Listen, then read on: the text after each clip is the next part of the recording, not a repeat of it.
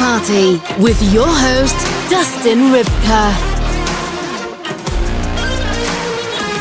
Hello and welcome to Sex Party. I'm your host, Dustin Rybka, and with me on the show this week is Pahl, aka Handy Mandy, the soon-to-be sex therapist. We are going to talk about domination, submission, kink, impact play, shame, knife play comes up. I tell a couple of stories I cannot believe that I told. I really open up about my sexual style in terms of dominant, submissive. I'm sure if you've been watching, listening to the show, you already know a couple of these things, but we really kind of get into it a bit. We talk about porn. It's a lot. We also, or she also defines femdom. Buckle up. This one is a doozy. It's really, really, really great and big and expansive. So without further ado, please enjoy my conversation with Pahl. This week's conversation. Pahl, aka Handy Mandy, if we're still doing the Handy Mandy thing, welcome back to Sex Party. Thank you so much. We're always doing the Handy Mandy thing. So yeah. Well, I didn't know. I mean, I feel like your profile in this world is rising. So I don't know if we ditched the Handy Mandy, if we're sticking with the Handy Mandy. So, you know, it's really good to have you back here on Sex Party, though. Thank you so much. I feel like a rebrand is coming at some point, but I'm not there yet. I can't think of anything better. So, yeah, no, I mean, I think it's great, and I think that it works and it's funny. You know what I mean? Like we talked about this last time. It's like, yeah. But would you go to a once. therapist named Handy Mandy? Would I? Yeah. Okay, well, I would. Because I feel like if someone has an understanding of like the calamity and chaos that it takes to be a therapist, probably, or like the cartoon madness that's going on inside my head around sex constantly, I would be like, oh yeah, cool. Mm-hmm. Cool. Yeah. Oh, and she's expensive. So that kind of makes me even more intrigued. Great. So yeah. So I would. So it's been a while since you've been on the show. Lots of things have happened in your life. I've been watching from afar, as I'm sure a lot of people have. Can you give us a bit of an update? Last time you were here, you had your TikTok yanked away. Sex Party has been destroyed by Instagram. They took the account and trashed it, and we started a new one and all of the things. So what's been going on with you since you were here last? Rude. Nothing too crazy. I have been posting mostly to Instagram. I have 3 months left of school, so I'm in the home stretch, and it's not fun sex information that I'm learning. A little dry in that area, but I'm down to about one podcast episode a month while I'm finishing that out. And I went on We're All Insane. That was my kind of big project from the past few months. Yeah, same old, reliable, handy. But so close to the finish line for grad school. I start seeing clients in September, so that's very exciting. And I hope I don't mess anyone up too bad. I'm sure it'll be fine, but I'm looking forward to that for sure. You're not going to mess anybody up. Trust me. I think that everyone is going to benefit from your knowledge and your humor. And, you know, I just think with you, people kind of get the triple threat. Like you're smart, you're funny, but you're also like empathetic and caring. You know what I mean? And I think that like that's a really hard triple axle to pull off. You know, people are usually lacking one or more of those items. And I think, you know, if I were to pick a therapist again, you know, I would go to handymandy.com and be like, oh wow, okay, or whatever. So that's great. But like you totally downplayed, you were on one of the biggest podcasts, We Were All Insane. We've gone back and forth about it. We talked a little bit about it or whatever. How long did you keep that a secret that you were going on that? And what was it like? I reached out to her. I think it was the episode about like, I was groomed at 13 and I was like, I have to go on this show. Like every story that's been told, I can relate to a little part of it. So I would love to like string all of those experiences together and then talk about like how those experiences made me want to be a sex therapist. And I think that's just like a really nice full circle thing. So I emailed her, pretty much gave her the spark notes of my life. And she was like, yeah, come on. I live in Maryland and we can't pay you to, we can't pay for your travel, but if you can come out, like we'll set a date. I think I dropped hints about it in like April, but yeah, we recorded in early June, and I don't know why I didn't build up to it more. Maybe because I was afraid it was gonna like fall through the cracks or something was gonna happen, or like I was gonna get a car accident on the way to Maryland and die and it just wouldn't happen. That's the way my brain works. So yeah, I literally didn't talk about it until I was in the hotel that morning, got food poisoning the night before from Taco Bell. And yeah, we went on, we recorded. It was great. It was such like a fun experience. And I left like singing my little jams all the way home. It was so like, it was obviously hard to talk about the things that I talked about, but the overall process and like getting to know Deborah and Claudia was just like the most fun. So yeah. I mean, and for anybody who doesn't know, the podcast is called We're All Insane. Previously, there was a podcast with Claudia and Deborah called Free the Girls, I believe. But then there was a name change or something. I don't know. And you emailed her. So I'm going to look into this camera right now because Deborah is on my list of people that I'd love to have on the show. Deborah, come on Sex Party. Come on the show. It's remote. I will send you an email as soon as this is done. We have a mutual friend. Deborah, let's do this. Okay. We'll talk about whatever you want. It'll be fun. I promise. So you do that podcast. I've watched the first hour of it. It's pretty fucking rad. And you talk about things that I think, a lot of people go through things in life and then they develop anxiety around them, right? Like, was this thing my fault? And there was a lot of that in your story. And I just want to say how fucking cool I thought that was, that you even like had the balls to fucking talk about that on such a public forum, because I think there is so much guilt and shame and blame already with sex. And then we have these sort of like things where maybe something escalated and we blamed ourselves because we didn't stop it or whatever. And so I just want to say, like, man, like, way to hammer that shit home on such a stage where like other people can access that, because I think that's giant.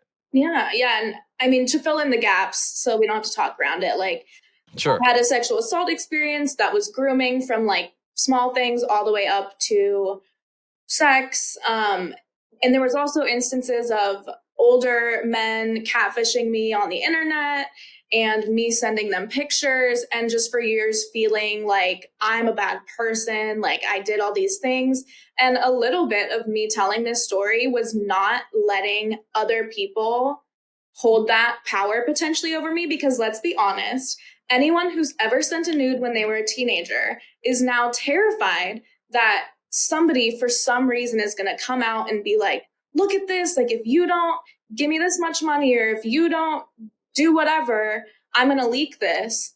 And I think that hangs over everybody a little bit, and especially in the field that I'm in and like trying to speak publicly about sex, that was always a fear of like, these guys are going to pop up 20 years down the road, or, this guy's going to get mad for me talking about this experience. And so me like talking about it, as hard as it was, like all of the shame and anxiety that I had around that, like most of it's gone because it's all out there. Like it's public information and nobody can use it against me because, well, I was underage, so that's on them and like icky and gross. But it's my information now, and like I shared it. So boom. I mean, and that brings up something, because I do think that there are a lot of people who maybe not are thinking about it like consistently, but it pops up, right? They have anxiety over, oh fuck, I have these nudes, whether they were underage or over the age of consent, whatever. just that like there's a lot of shit out there, and the internet is increasingly getting smaller in the sense where you can just run a photo through, you know, Google or whatever and come up with someone's OnlyFans, come up with someone's cum shot or whatever these fucking things are, wherever they are. And that, you know, for a lot of people, like you said, is terrifying. So what advice, I mean, you said own it, right? Well, like what other advice would you give to mainly women, right? Because like dudes send their dicks and nobody cares and whatever. Like my nudes are out there, and I implore everyone to go look, because just go look. Yeah, go look. Everybody go look. And like what's funny is I used to send nudes and I'd be like, I would get a compliment back. And I'd be like, well, don't share with your friends, you know, or whatever. So I did that to myself. So when I run for Senate or whatever fucking horrible thing I do in the future, and then that's my fault. But for people in government are doing all kinds way worse stuff than dick pics. So I think you're fine if you want to run for Senate. Yeah, I don't. But I thought about it. But no, but what advice do you have besides own it? Like maybe around the anxiety, like what else can people do, you know?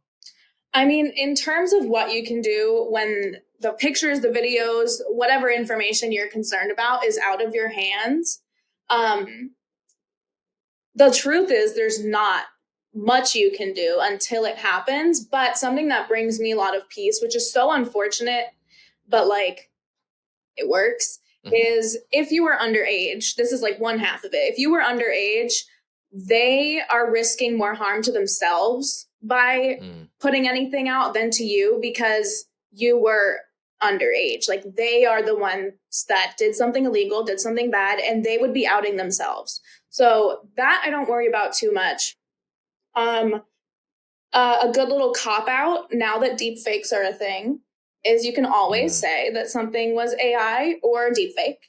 And the last thing is, like, if something were to get leaked, they only have as much power as you let them have over it. I have seen, like, mostly celebrities, but even people I know just post their stuff. And of course, Instagram takes it down because nudity, but they will post it and say, this is being used as blackmail against me, and I won't let them. And they will put it out there themselves. And all of the comments are like, you go, don't let them, you know, have any kind of power over you. People are gonna, I mean, I know there's even like phishing scams where random bots will be like, we have your search history, we have videos of you watching porn, if you don't send us Bitcoin, like those things are fake.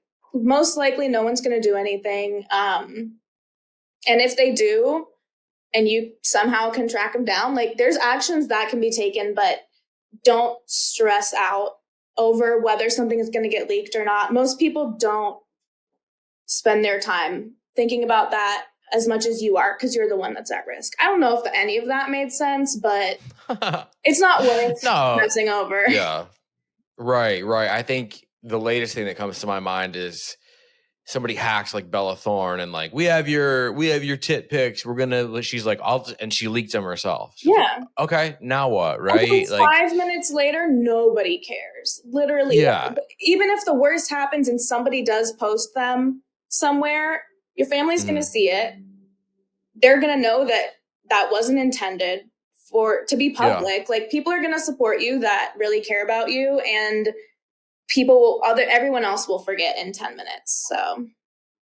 Yeah. And I mean, and then the person always looks like a fucking creeper, like you said. So it's like, good job, bud. Like now you look like a fucking moron, which you are.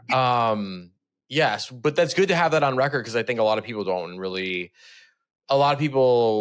are either scared to send pictures, or they're just kind of over it. Like, oh, fuck it. These will like, because that's where I've always been in that place, but that's just me. And I don't expect anyone else to understand. I don't ever plan on having like a job that I would not need to be naked for or something like that. If that doesn't sound right, but whatever. So it's, for me, like, it's different. I have a sex podcast. I'm very comfortable being naked, so whatever. But for other people, like, that is the nightmare nuclear bomb scenario. Like, fuck, like, but I could be wrong, obviously, but like, I do feel like it's getting less and less now that everybody's sort of being exposed. I mean, would you concur with that? Because revenge porn, it seems to be a thing we used to talk about a lot in 2011, and now we're not really.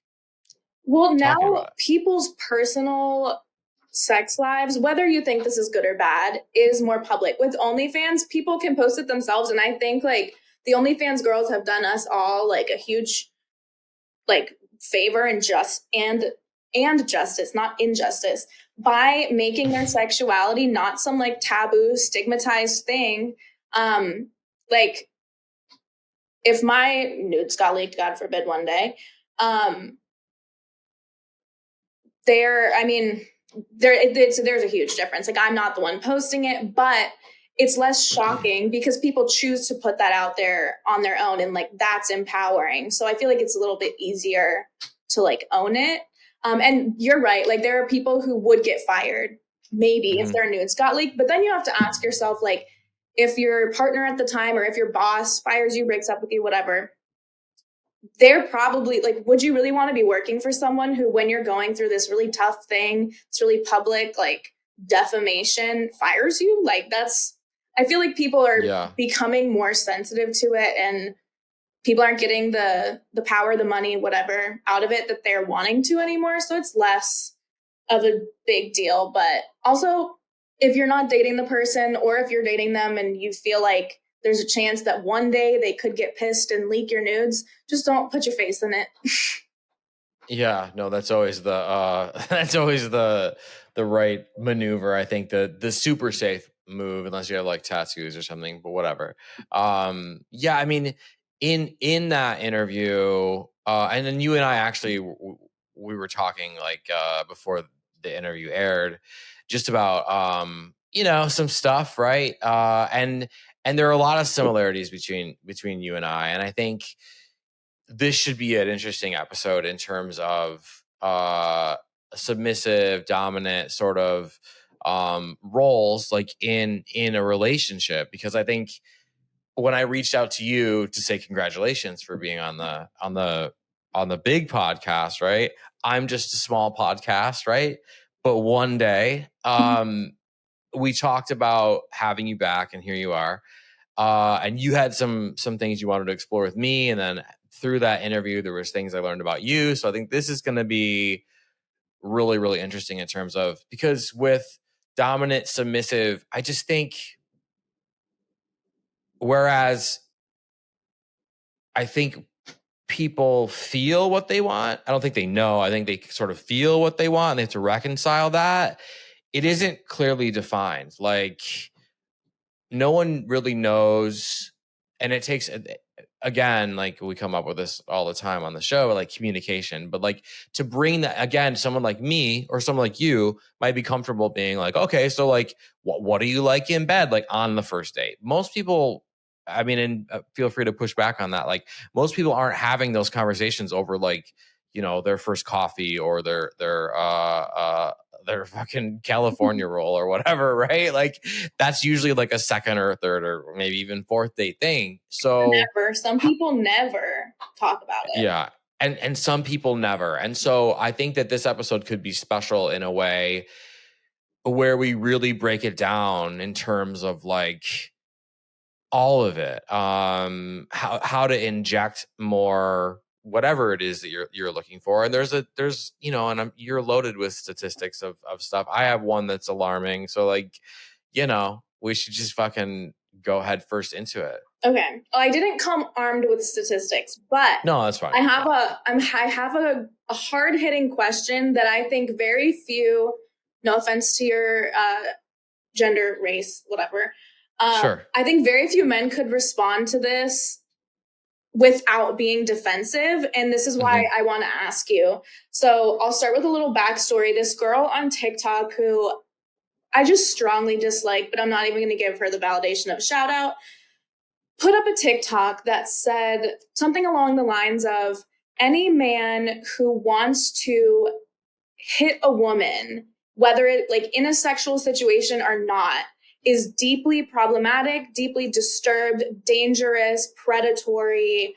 Like, she pretty much just wiped any kind of impact play, kink, like all of that, she just blanketed with any guy that wants to lay his hands on a woman sexually is genuinely predatory. And of course I disagree with that, but it makes me think about where is the line between like being a dom and playing that role when your partner is super into it and playing into the stereotyped, more harmful kind of domination that men do daily outside of kink. Like, I think it's so interesting.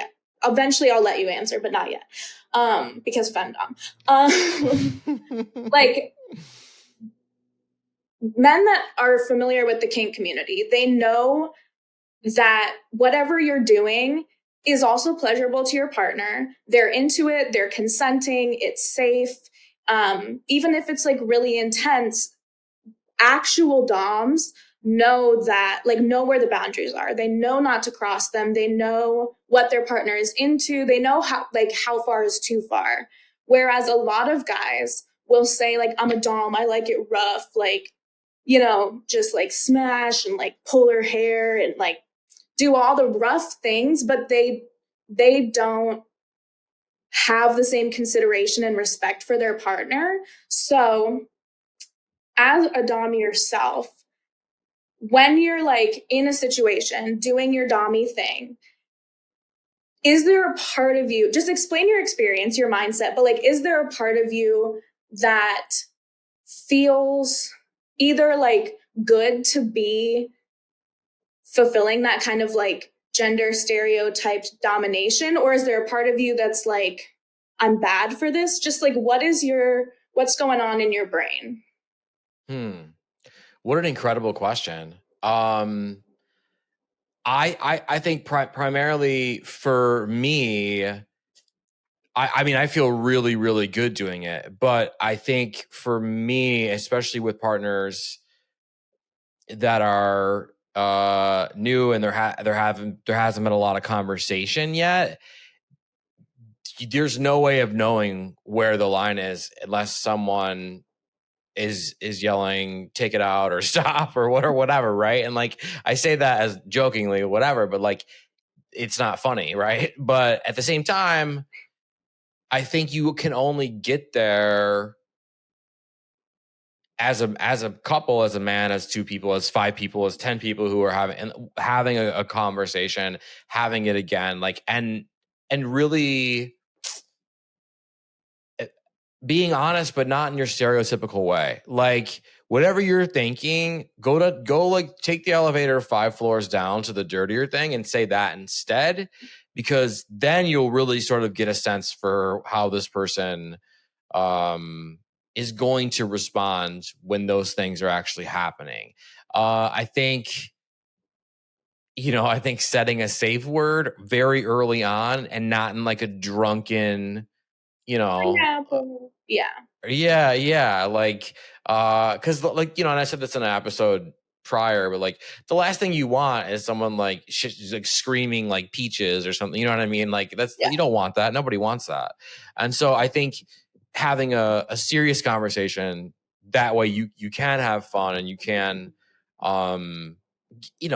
really sort of make somebody feel amazing and orgasmic and whatever in their submissive way with you still being dominant. That's like the long-winded answer. Mm-hmm. For me, like, I've never felt bad in the act. I've never felt like there have been times where I thought, I mean, I'm constantly checking in, like, you okay? That's always just been my thing, even before I fully embraced. I've always been very dominant, but when I was young, like 19, 20, like I would always do the check-in thing because it just made me feel better. Because the last thing, misunderstandings can be horrific and whatever. So that's been my own personal thing, but I think that's a great idea too. And again, like, I think a part of it, oh God, I think a part of it for me is if you're not a little crazy if you're not a little dirty, then like, what's the fun in that? Again, that's just my experience. So if a part of you doesn't think to yourself, did you just concoct a fantasy where there was an abduction and then there was an almost escape, and then there's this thing with the lock and the you'll get a candy bar if you like did you just really do that or whatever, right? Some like long drawn out thing. Tokens and give them to the trolls under the bridge so that you're God. Yeah. And they can watch, but only if like, whatever. Like, so if you're not concocting those kind of fantasies, like even like masturbating to them or like whatever, then,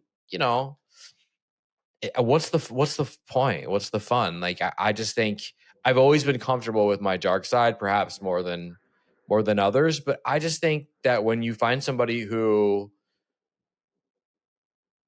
wants to go there with you, who's like submissive, I mean, that's a fucking journey that's worth taking. Yeah. And so when you're like peak dominating scenario, because I know like every time you have sex, it's not going to be like super kinky, like it varies, but there's not like a right or wrong answer. I'm just curious because I don't have a man brain. Sure. But when you're like, if you're doing like hardcore impact play, is there a tiny part of you like in the back of your head, like a tiny Dustin being like, yeah, bitch, like, fuck you, little, like, I mean, not in the sexy way, because like that can't, like, I'm sure those things do come out of your mouth, but is there a part of you that like really enjoys like subjugating them like as a person?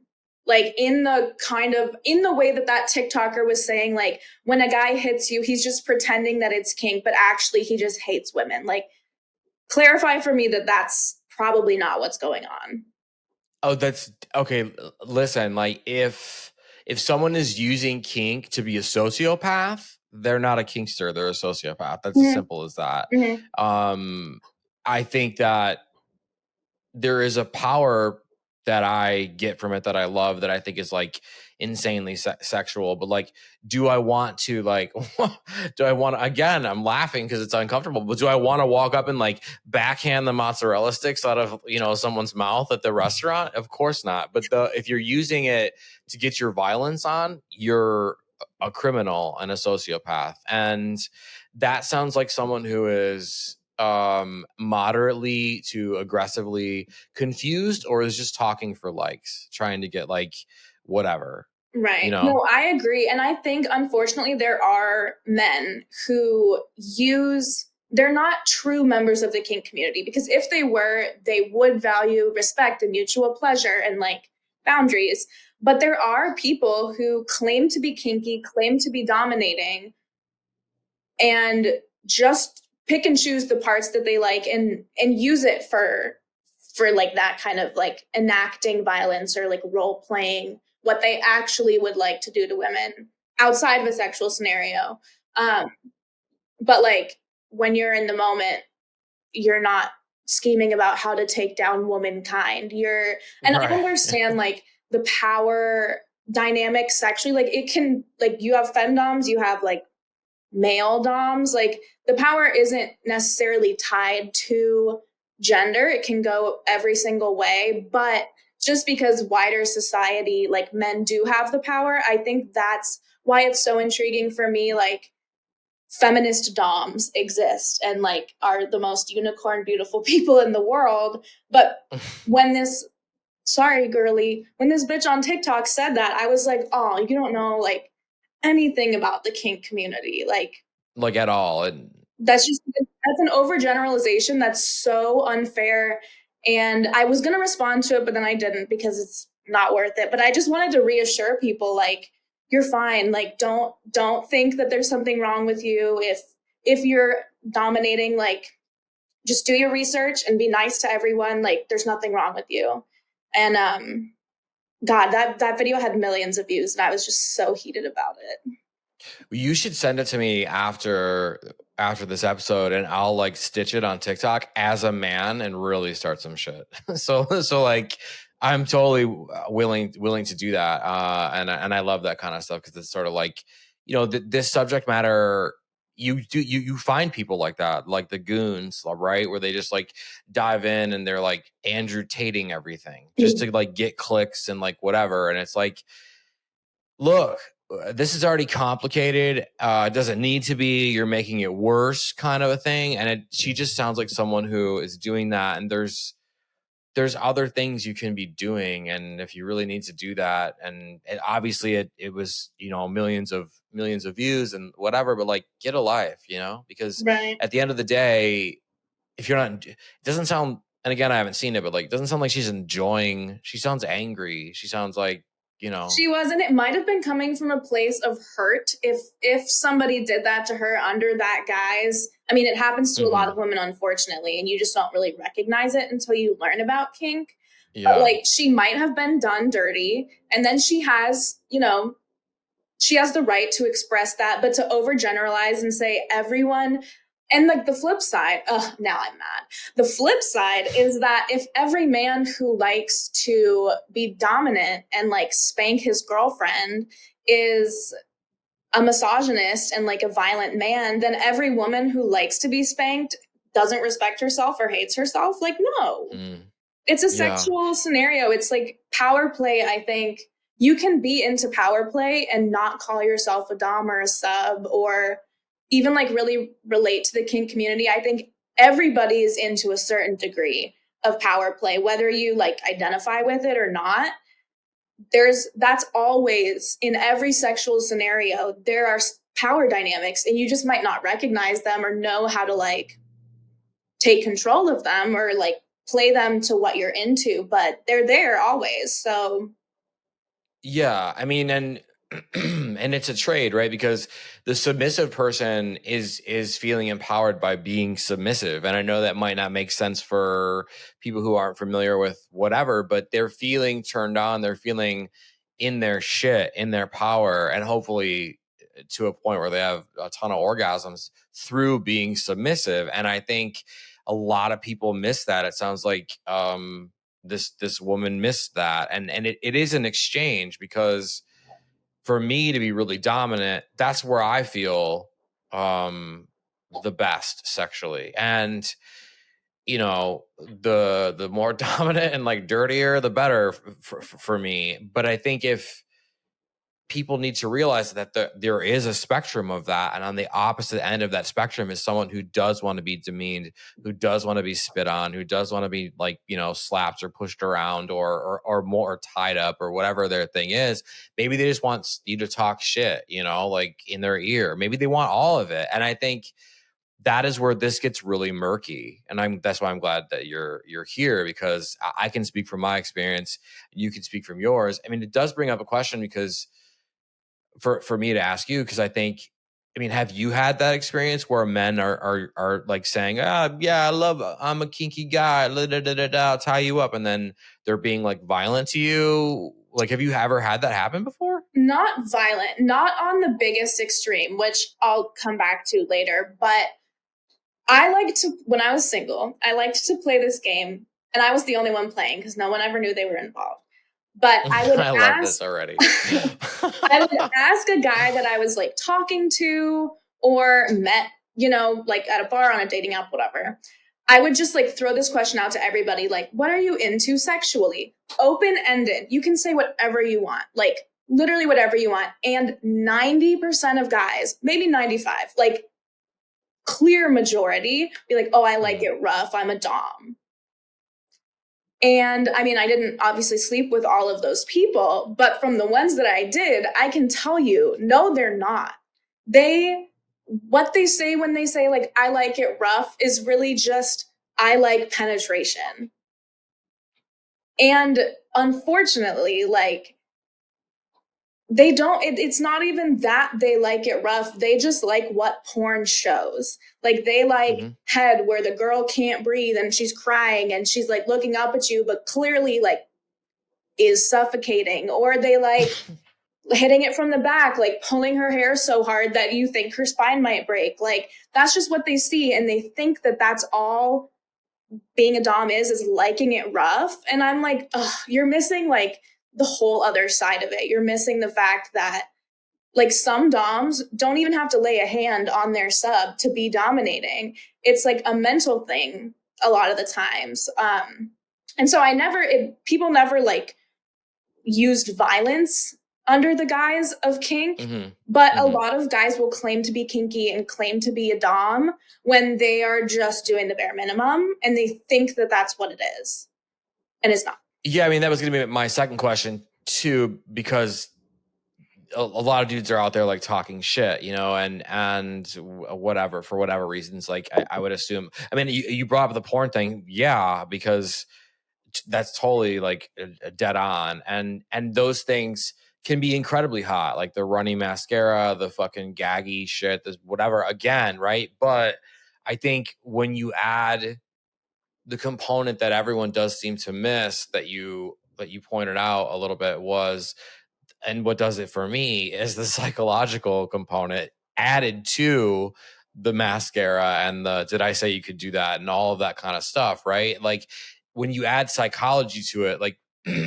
it, for me personally, in my whole life, it's always been a psychological game. I love doing stuff that I'm not supposed to be doing just because of the psychology of it. And I think in my life, I allowed, and this is like just coming to me now, right? Like having a bit of an epiphany, but like, I think I probably allowed a lot of women to act out their shit and cheat on their partner with me or whatever, because the psychology of that is what turned me on. It wasn't necessarily, I mean, they were hot and smart and great women, don't get me wrong, but it was like, oh, okay, you know. And because I always had a thing, the audience has heard me say it too many times, but I would never message a woman and try to pluck her out of a relationship for like a fling or something. That's not my thing. I hate that. I like it when they cross the own line. My whole thing was like, hey, you have a husband, right? Oh, hey, you have a boyfriend, right? You're going to be married in 2 weeks. And if they still cross that line, that's what did it for me, because I was like, one, there's a text message in there, so when he finds the phone, maybe he'll spare your life, right? And two, it was the idea that they would cross that line that I had put out there. That's what got me. And then you can get to the fucking, you know, blowjob where you're suffocating and all that, or whatever. But a lot of women did, you know. And again, I'm like retreading territory on this podcast, but it's worth mentioning. But you know, for a long time, I would only be that guy for a lot of women who were massively unhappy sexually. Well, I think I'm not very slowly. You said you keep like rehashing things. I think you're so slowly getting therapy, but I hope so. I mean, tell me if this fits for you or not. The reason that that's so hot, that they're crossing the line, is because like, although it's not being said, no one's ever saying this out loud.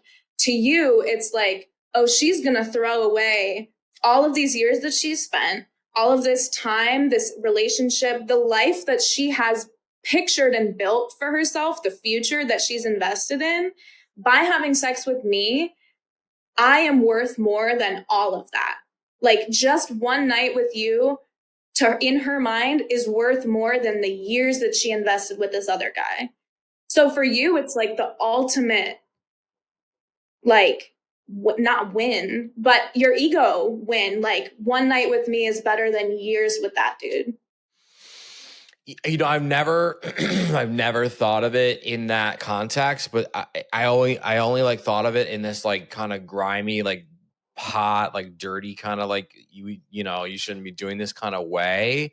But that does make a ton of sense. And I think, speaking even more to your point, I think there's actually more going on than I even realize in that psychological step over this little line here. But like, I'm not going to ask you to, but there's a line here and you probably shouldn't cross it. And they still do, because, and I'm obviously not going to name names because I don't want my entire fucking hometown to catch on fire or whatever. But I mean, some of these women would cheat with me for a month or two and do anal and, you know, come shot, whatever the fuck, right? Things that they were not getting. Every single one of them wanted an extremely dominant partner. And so I've never had someone that's like, I like it gentle. Like, I've never, out of this, well, I'm basically out of everybody, but like out of this batch in particular, for this 7-10 year part of my life where that was just going on. But some of them would then get what they needed or thought what they needed with me, and then they would go back and work it out with the husband or whatever, never tell him. I've had women, again, not mentioning names, I've had women send me nudes while wearing their wedding dress on their wedding day. I've had women masturbate in their wedding dress and send me those videos.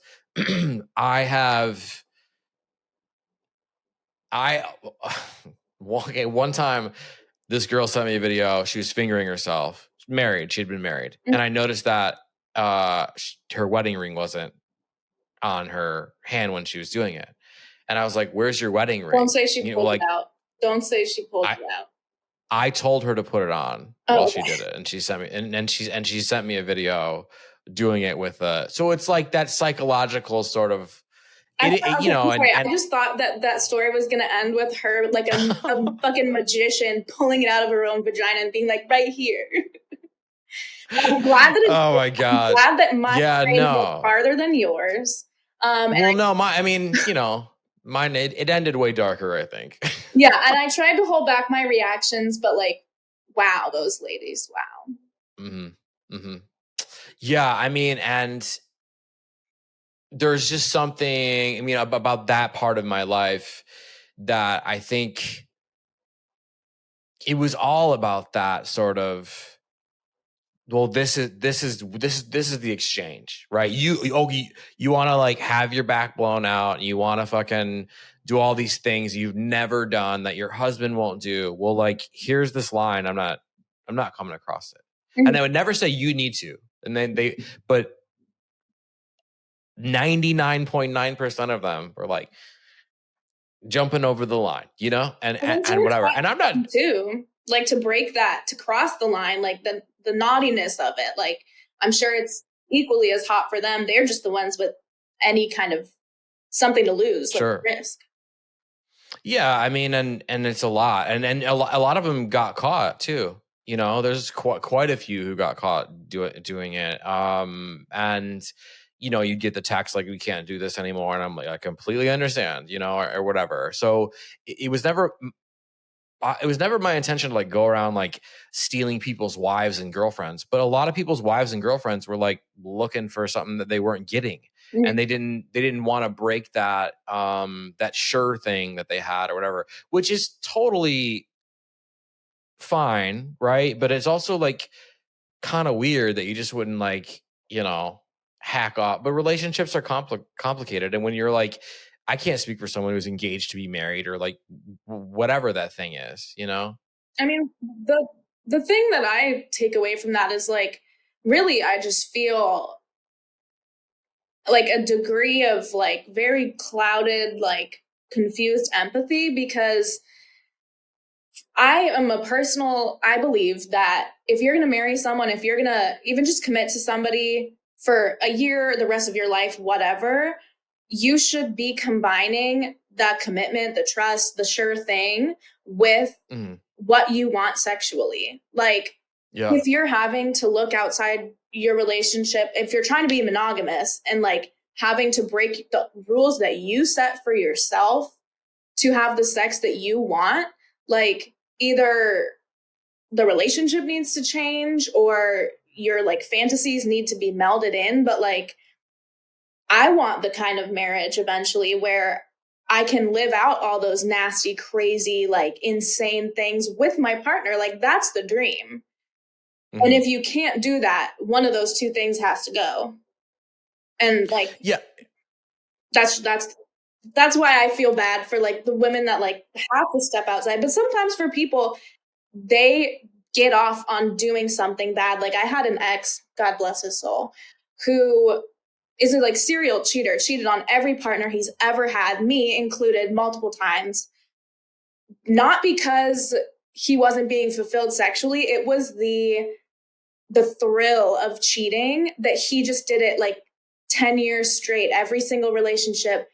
And he could have been single and fucked however many women he wanted. But instead, he did these back-to-back monogamous relationships and cheated through every single one. It was the thrill. It wasn't like, I don't know where that was going, but hope he's doing well. No, I mean, you do bring up an incredible point, because as a man, and I can only speak for myself, I'm not speaking for men, but fuck it, maybe I am, whatever, right?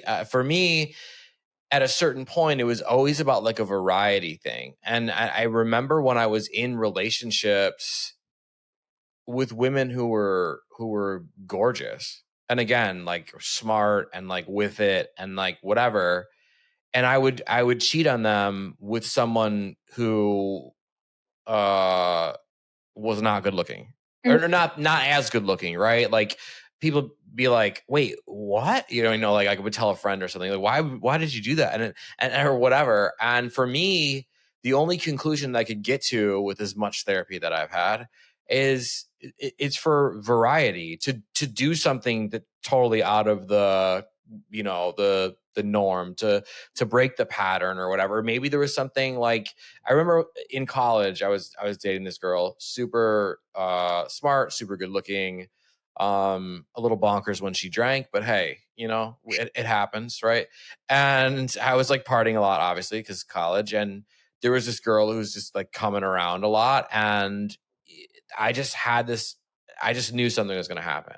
And it was kind of like on me. And I kept like rejecting her until one time I didn't reject her. And then that started a thing where I was like cheating on the girlfriend with this other girl. This girl was not as good looking as the girlfriend. And again, I'm not trying to be a dick, but I'm just being truthful, right?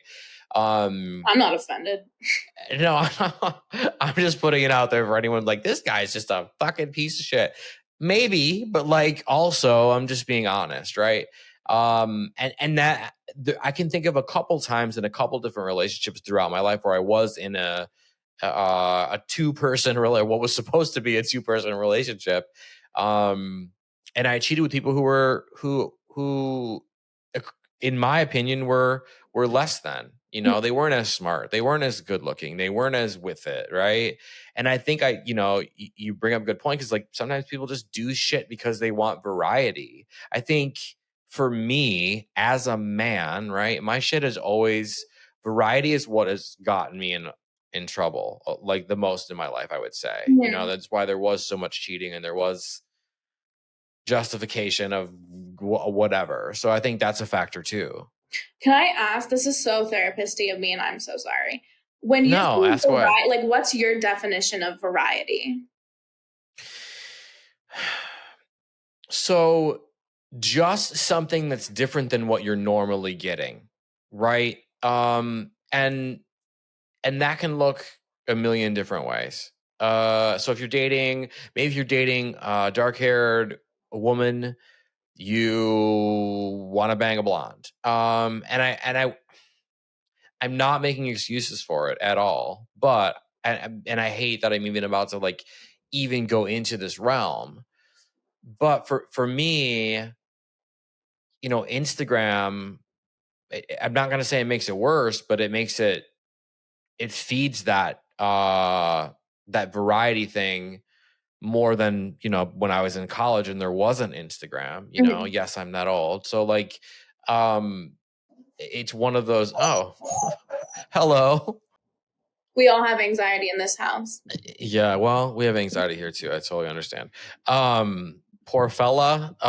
Yeah, but so I just think that variety can look just anything different. And there was just this like hunger for me consistently to want to have sex, do sexual things with as many different women who looked as different as possible. That's always been a thing in my life. So that's a factor as well. And you know, you get that with porn. Like I have my greatest hits, right? I have my like 5 or 10 videos where I'm like, these are the ones. If I need to fucking bust one out, I'm going to one of these 5 or 10. But today, why don't we look at naughty nurses trapped in space or whatever your thing, and you find different obsessions and different or whatever it is, right? And so I think that is the positive power of porn, because porn gets a lot of shit and sure. But I think it's like again, it's not just some black and white thing, where porn is the grayest thing there is in the world. And so, I think porn scratched that itch for me a lot too. I love porn, just to go on record. Yeah. So yeah. Well, okay, so the reason I asked about like variety is because, I mean, and not that it's a static thing, like you can want variety in your like 20s and then be like less about that in your 30s, or I don't know how old you are. You look like one of those people that just like has no age. But well, thank you very much. Why did I just get embarrassed that I said that and then forget what I was going to say? I am a vampire. Just ageless. But if that were the case, like if it were all about variety, then like relationships, like healthy, sexually satisfying relationships, like wouldn't be as possible. But I think when you talk about variety, it makes me want to say like novelty. Like it's not about having 1,000 completely different experiences. It's just about like changing it all the time.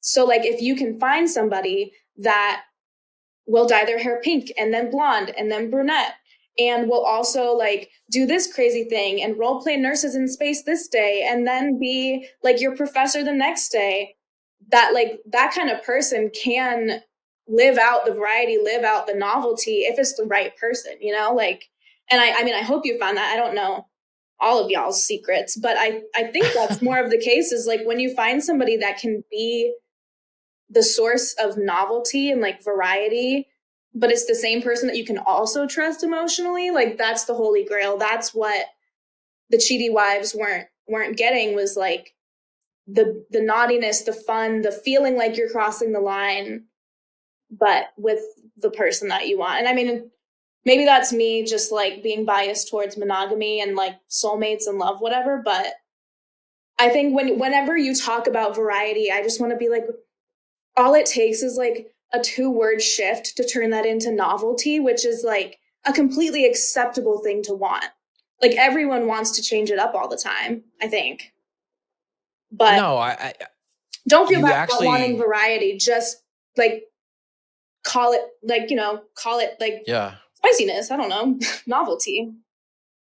Well, you bring up some, again, like, because you just like sledgehammer it, and then you bring up these amazing points, which is why I know you're going to be incredibly successful as a therapist, but also like as a creator, as a podcaster, because of what you are doing right now in this interview. And what you hit on, and what I really want to drive home is, one, the sick fucking joke of it all, at least for me, is that, well, 2 things on that.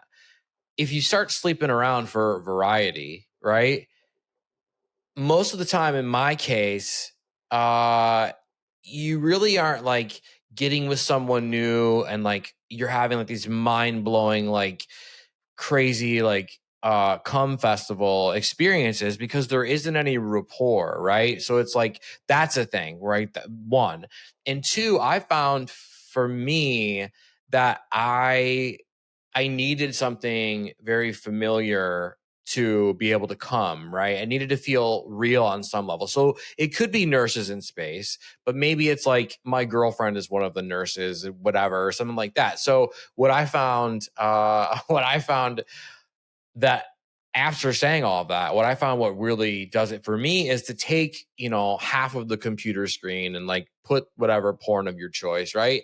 And then I would put up pictures of my girlfriend or somebody I knew that I was into or whatever, and masturbate to that. And that's the duality. That was the only thing that was going to give me both like the, oh, wow, that's weird and different. And how can I, in my head, how would she wind up in this scenario? But I had to like have a connection. So it had to be like had to be pictures of like my girlfriend at the time or currently, or like whatever. Right. So when you want variety and all this new, whatever, you kind of find that you really, at least for me, again, as a man, I really couldn't like come hard unless there was a hint of realism to it. So that's how I would marry the fantastical with the reality of it. And 2, what you said about keeping it spicy, I'll give you the hack, right? For me, fucking role play. Like if you like role play will sustain, at least for me, will sustain a lot of stuff. And if you find someone who wants to role play with you and they're not just like, yeah, I'm the maid again tonight or whatever. But if you find someone that you click with and they, you know, and they're a match to your whatever, role play can be incredible. Because then you can get variety. She just has to put a wig on. And like put on her space nurse outfit. Yeah. And like and then you're getting the best of both. It's literally like your computer screen, but in real life of like the person that you love and like the spiciness. And I mean, I think it's so interesting that you like physically put both of those on the screen, because you were like rehabituating your brain, like retraining it to be like, this is still valid and spicy and hot, and I still find this hot, but I need this. And like teaching your brain like one in each eye, like we can have both and we deserve both. Yeah. And that's what when I was falling in love with Gianna, who, in case anybody doesn't know, is my current partner right now. And it was crazy because I would go to masturbate, right? And I would have the gangbang video up, or I'd have the oh, I'm lost in Detroit or whatever, my car broke down, or like whatever kind of like crazy shit, right? In your like throwaway examples tells me a lot. But like whatever I was putting up to watch or I was thinking of, right? In my mind, I was in that scenario of like, you know, the girl got caught shoplifting, and so now 6 guys are gonna take it out on her or whatever. Gianna would just like pop up there, like she would physically be like, "Hey," and I'd be like, "What are you like?" You know, having this internal conversation in my head, like, "What are you doing here?" Like, whatever. And so it just sort of that sort of happened, and I think that was telling me like, wow, I can't even like have like a side quest mentally without her at least like waving from the mountaintop or the fucking, you know, jail cell or whatever fucking fantasy I'm having. Space suit, security guard. Yeah. So that was a thing, you know, and no, that's the habitual piece that you mentioned is I never thought of it that way. I just thought I need this raunchy, crazy shit, but it also feels better when, you know, and I had done that in the past with like, you know, other partners and all of those things. But the more real one side of the screen can feel, the better the unrealistic side of the screen is going to feel. So I would encourage everybody to get a big screen. Dual monitors. Multiple monitors for sure. And I think to jump back to what we were talking about, because I know you're gonna have. I mean, I have a question for you, but I know you're gonna have a question for me on this thing because we talked about it a little bit on IG. But the idea that like when you are aggressive and you're kinky and you're rough and you're slapping and whatever, all with consent, of course, right? When you're a dom, that domination lasts out in the real world. And I just want to make sure that we have the conversation, like at least from what I'm like, I will not allow my girlfriend to open any doors. I get pissed at her if she opens a door, right? So whatever. I get absolutely like, you know, kind of like murked. I'm like, listen, like if she carries her own bags, groceries, luggage, whatever it is. So like I'm that way in the real world. And then in the bedroom, just a psychopath. So I definitely want to, there's a line, right? And it's, you can be masculine and dominant in the real world in a way that's not violent and, you know, because what you're doing in the bedroom is you're exercising that muscle, right? But it's, again, like you're set up for success, like with conversation, with a safe word, with all those things. Because and you know, the floor is yours, but I definitely wanted to put that out there. Yeah. And I think it all comes down to like the intention of it, because the domination is just the behavior. But in sex, when you're dominating, the intention underlying all of the behaviors that you're doing is that both of you, she finds it pleasurable to be dominated. That's the reason that you're doing it. And when you're out in the real world, the reason that you don't let her open doors or like, I don't know, put her card down at dinner, like some people like have these kind of like lifestyle rules, is because the intention isn't that you don't want her to physically open the door. It's you wanting to take care of her. It's you wanting to feel like you as a man like have this purpose, you have this protection. Like it's not that you don't respect her, it's that you respect her so much that you want to do these things. Like I totally, I see what you mean. And I think people that would assume that the domination carries over into their real life, like they're thinking more like when she talks back and you're not in a sexual scenario, like, you know, some dom and subs, like brats, if they go against you, like you're gonna like punish them for it. But like when you're out of that sexual scenario and you're actually having a conflict as a couple and she says something, like you cannot then hit her. Like that's what the difference is. That's the intention behind it. Not all doms, like doms are not disrespectful. Anyway, I agree. Yeah, the true power of it is to do it when you're agreed to do it, when, you know, in the bedroom or wherever the fuck with consent. You know, there's not really otherwise it's just like Jeffrey Dahmer. I mean, and some people like they like the full lifestyle, like at any time of day, if she steps out of line a little bit, like she will get punished, or like a brat might tease him on like very non-sexual things, but that energy all feeds back into the bedroom. And there's so many varying degrees, like something that I want to put out there, whether it's dom sub, it relates back to what you said about porn. People have this idea that like all doms are like chaining up their subs and like flogging them and like injuring them and like just doing the most extreme shit. And that does exist, but that's not everyone's version of a dom sub relationship. Like there's porn exists that's just like two girls, one cup, like the wildest things that you can imagine, but that's not all porn. Like you have to figure out exactly like where on that spectrum you lie, what you like, how far you're willing to go in both directions, like how much vanilla you can take, how much kink you can take. But like for a lot of people, myself included, like the dom sub relationship is more about the psychological power. It's less about like the physical impact. Like the, you know, impact play doesn't get like too extreme like that I've compared to what I've seen, but it's the psychological of like, you're not allowed to do that, or like, you can't do this. Like, and some people would call that soft, like soft kink. But you don't have to be the most extreme or the most vanilla. Like you can find anything in between, and you can find somebody that is like aligned with you in that way. So yeah.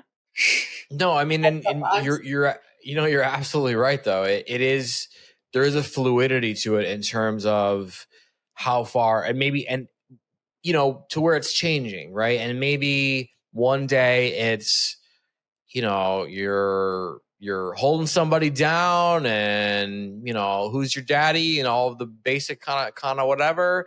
And then it's sort of like consent, non-consent, rapey, whatever. But then sometimes, and hopefully with careful thought, you wind up into like knife play and shit like that. So like there are these varying degrees of kink. And I think I love that you said that, because it isn't all like knife play and leather masks and like I'm gonna fuck whatever. But you know, did we see a video of like the guy dressed like the Scream Killer, like, you know, chasing around some woman, like pulling her hair back and taking a picture? Like, yeah, are we gonna probably try that come Halloween time? Yeah, right. So like it can constantly be fluid and be changing. And I think the most important part is to have honest conversation, and that part of it is so difficult. And that's where people like you come in.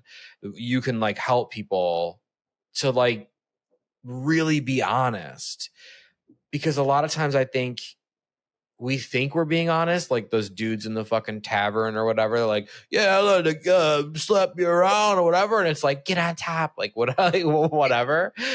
We're not being honest. We just are.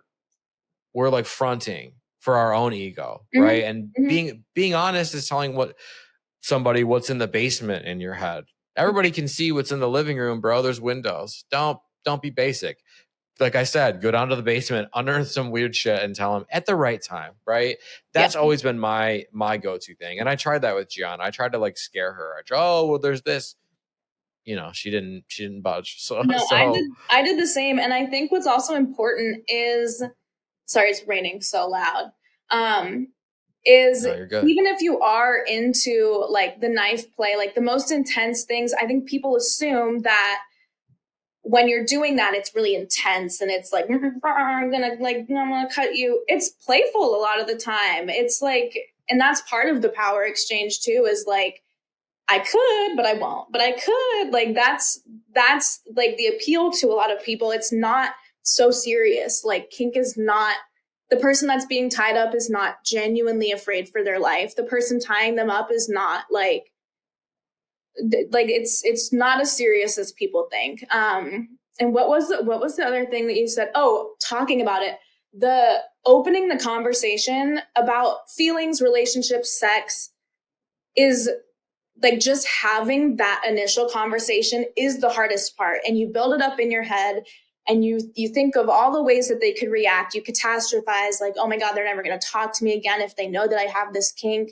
And I was dishonest about my own preferences in kinks until like 2 years ago when I was in therapy school and was like, I'm telling people not to be ashamed, but I'm ashamed. Like, no, I have to, no matter how weird I think it is, because I have internalized all this shame. I told my past couple partners, some of them, like the weird stuff that I was into.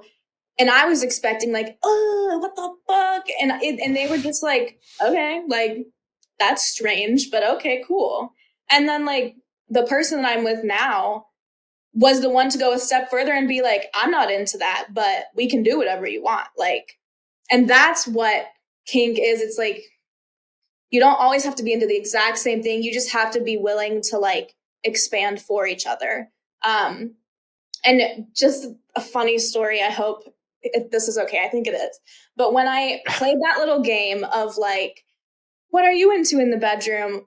On the night that I met my boyfriend, like in the bar, first night, I asked him like, so what are you into sexually? And he told me, I don't remember what he said. It was probably something along the same lines. And I was a little drunk, but I ended up saying something like chastity cages. And he didn't run screaming. And I was like, even though he might not be into that, he did not judge me for it. He was like, oh, not me, but like, go on with your bad self. And that's how I was like, okay, cool. Like open enough. That's good. Yeah. So wait, so you want to put him in a chastity cage, or you want to be put in a chastity cage? No, it was male chastity cages. And I'm not even saying that that's something I was into, but I put it out there like, oh, like I'm into like power play and stuff like that. And he was like, oh, like a chastity cage. And I was like, yeah. And he was like, oh, yeah. But even that wasn't as bad as I would think that it would be, you know? And again, you bring up a great point, which is why you're on the show, because you're so good at this. But you know, there's nothing worse than having that moment that you're terrified of telling somebody, and they're like, "What the fuck, bro?" Like, you know, which I should say, not in my experience, 9 times out of 10 that doesn't happen. I've heard of stories like that, but I think it's more blown out than people really, you know. There's I mean, people, we're all fucking weirdos, you know? So like, come on. Everyone's got something, even if they swear they don't. And you're right. Like the majority of people will not react that way because you're your own harshest critic. But if somebody does react that way of like, ooh, that's so gross, I'll never do that. Like, what's wrong with you? You do not want to be with them. Like, thank God that they responded that way and showed you that up front so you can get the hell out of there. Yeah, totally. You should not be with somebody who is that judgmental about something so silly. Like, no. Yeah, it's like what a waste of time.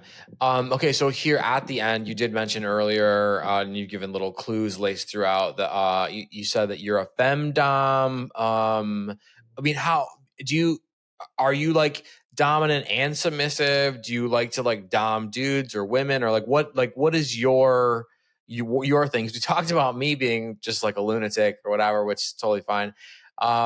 But like what's your thing? What does femdom mean for the normies that are listening and learning? We love you, normies. Vanilla sex is great too. Vanilla's great flavor.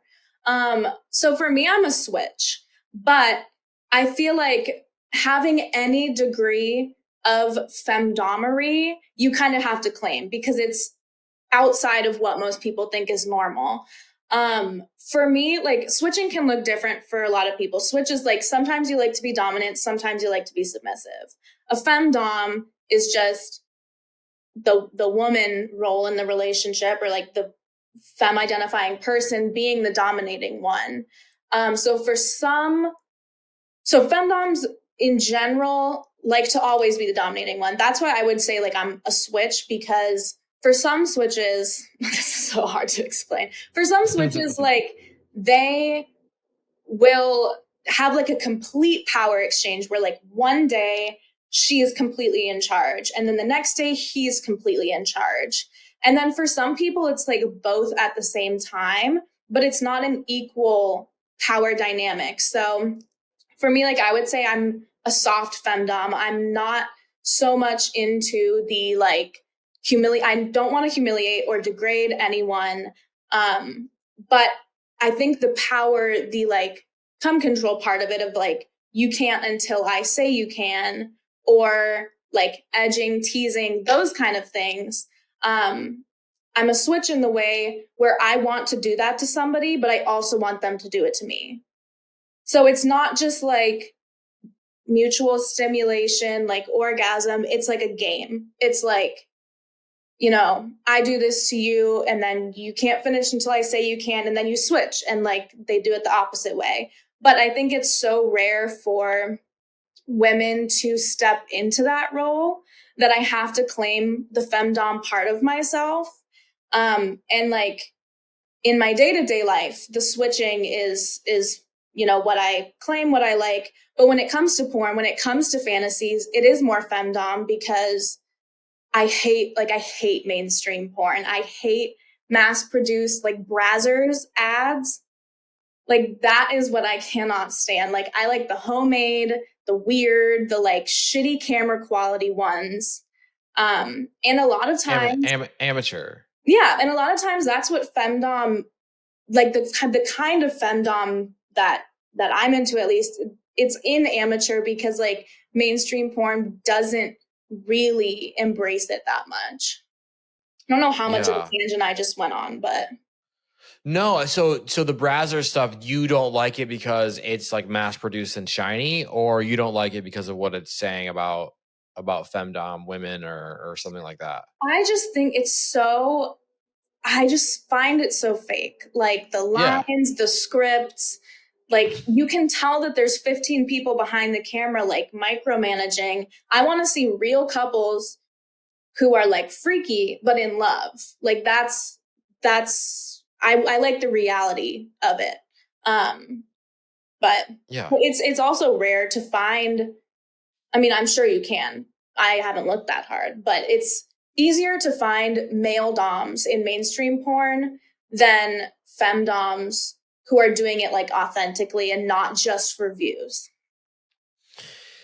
Yeah, I mean that's like the way the whole industry is, but there is some good amateur out there. I think you just need to like hunt around a little bit, but it can be kind of like sifting through kind of like the bullshit to get to the good stuff. But I mean that's porn in general, and I think the mass produced stuff is like, oh, let's get to the nexus of what everybody wants and just give them more of that. But it makes it a fun hobby to like search around for good amateur or whatever. Although when you're looking for that, it's not like you want to take forever. But we all understand. We've all been there. We've all been searching through. I've searched an embarrassing amount of time for a certain video for a certain reason that I have no idea why and whatever. But that's just part of being a human and being sexual. Wait, this is just a random question. Do you have Sure. like a Pornhub account? Like where I'm uploading stuff of No, me? like where you have like just a username so that you can like subscribe to specific people. No, I don't. Okay, I feel like all of us are just tiptoeing around Pornhub trying not to get caught and searching for the same video instead of just adding it to the favorites tab. What's wrong with us? Why can't we just own it and like create a username? Well, I definitely save them somewhere on my, like I have a big long list of stuff like somewhere on my, like I'll save the tabs right somewhere on my computer. But also too, if you see an ad, there's a couple websites you can go to, and they're like, it's like, oh God, what's that porn or who's that girl or what? There's like a ton. Where like they're crowdsourcing who the person is and what the video is and where you can find it. Free versions of it, paid versions of it. So that's been helpful in my professional, fucking crazy person Pornhub experience. Yeah, I mean, like sometimes you just want something specific and your night's not gonna be the same unless you find the Dua Lipa lookalike who is, whatever, like, or whatever your thing is, the brother, sister that shouldn't be doing this, but they're on vacation. But it wasn't that one. It was the one that was like, there's specific shit. So no, I feel like those websites, I mean, what a genius move to crowdsource a bunch of crazy people like myself that will and if I had more time, maybe I would help these people, but I'm just sort of using it when I need it and like whatever.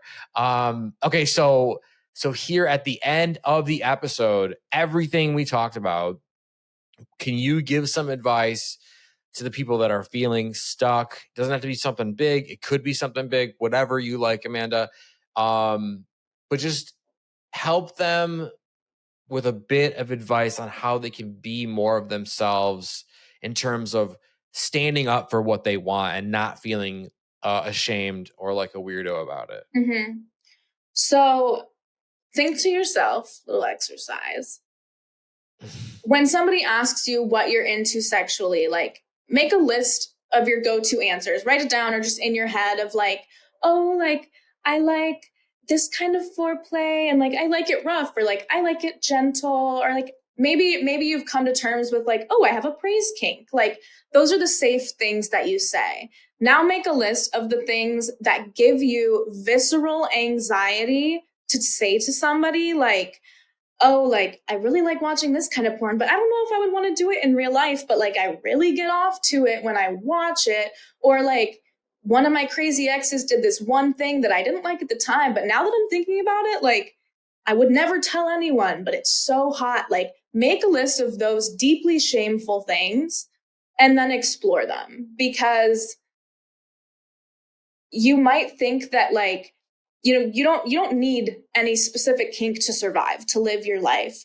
But I went through a long time of just saying the acceptable things of what I'm into and like the vanilla things, and keeping all of those like the things that make me interesting were like pushed down and like such a secret and just between me, myself, and my dog in the middle of the night. Like if you can figure out those things that you feel anxious about, that you're like, I like it, but I don't want it to be like who I am. Explore those things. Like find out what you like about it. You can have a specific kink. Like you can have a foot fetish, but it could be different from someone else's foot fetish. It could be that you like the curve of the bottom of a clean foot, but that guy over there likes a dirty, smelly, like dipped in actual poop foot. Like everyone has such different kinks, and whatever you're comparing it to that's giving you shame isn't genuine to you. So make that little list of things that you're into, but you would never tell anyone. Figure out what it is about them that you like, and like just make an effort to get comfortable with it. And then once you find somebody that you trust, 9 times out of 10, they're not going to judge you.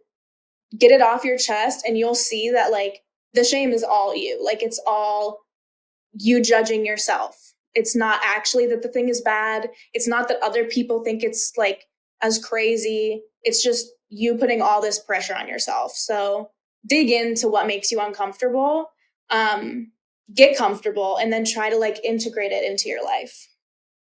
Yes. Amanda Pahl, aka Handy Mandy, thank you so much for being on Sex Party again. Let's remind these wonderful partygoers, as I call them, where they can find you, where they can hang out with you, where they can DM you, hey, I don't know what to do about this problem I'm having. Yes. Instagram is the best place to find me, Handy Mandy 919. You can find me on TikTok, but we hate it over there, Handy Mandy Pod, like podcast, and the Handy Mandy podcast on wherever you listen to podcasts. We'll make sure everything is linked. I love your podcast too, by the way. We didn't talk about it much at this time, but we'll make sure everything is linked and we will send them over to you. Thank you so much for being here. Thanks for having me. I can't wait. Yeah, of course. I can't wait to do it again. Congratulations on everything. And we will see you soon. Bye. Big thank you to Amanda Pahl for being on the show with me again. If you guys are loving guests like Amanda, if you're loving conversations like these, if you're loving these absolutely ridiculous stories that I keep telling about my past on this podcast, and you want to show some love, some appreciation, some desire for more Sex Party, there's a couple different ways you can do that. If you're listening to this on platforms like Apple, Spotify, Google, Stitcher, iHeart, you can subscribe to the show. That's the big one. You can subscribe to this fucking thing. It's free. You'll love it. Your life will be better if you do. You can also leave a rating. You can leave a review. If you're watching on YouTube, I love you. I see ya. I appreciate you. If you're watching on YouTube, you can subscribe to the channel. You can like the video. You can leave a comment. As always, you can reach out to me in the DMs on Instagram, and I will see you back here next week. Thanks for listening. The party continues next week. Click subscribe and let's make this a regular thing. Follow the show on Instagram and Twitter @SexPartyFM. Follow Dustin @DustinRybka.